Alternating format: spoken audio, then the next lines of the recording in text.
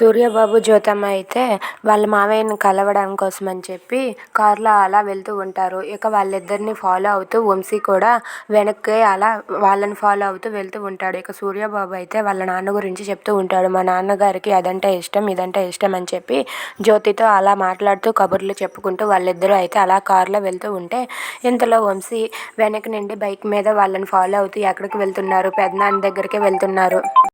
వీళ్ళు ఖచ్చితంగా పెదనాన్నని కలవడానికి వెళ్తున్నారు. నేను ఎలాగైనా సరే పెదనాన్న ఎక్కడ ఉన్నాడో కనుక్కొని పెదనాన్నని చంపించేస్తానని చెప్పి వంశీ అయితే అనుకుంటూ ఉంటాడు. ఇక ఇంతలో ఇందమ్మ అయితే వంశీతో మాట్లాడిన మాటలన్నింటినీ ఆనంది అయితే వినేస్తుంది. ఆనంది వినేసి ఇలా అంటూ ఉంటుంది, ఏంటి ఇందమ్మ గారు ఎంత కుట్ర చేస్తున్నారా, ఈ విషయం ఎలాగైనా సరే అర్జెంటుగా జ్యోతమ్మ వాళ్ళకి ఫోన్ చేసి చెప్పాలని చెప్పి ఆనంది అనుకుంటూ ఉంటుంది. ఇదంతా చూసిన ఇందమ్మ అయితే ఏంటి నేను మాట్లాడిన మాటలు ఈ కుట్టి వినేసినట్టుగా ఉంది, ఇప్పుడు నేను ఏం చెయ్యాలి అని చెప్పి ఇందమ్మ కంగారు పడుతూ ఉంటుంది. ఇక కుట్టి జ్యోతమ్మ వాళ్ళకి నిజం చెప్తుందా? Thanks for watching friends. Please subscribe our channel.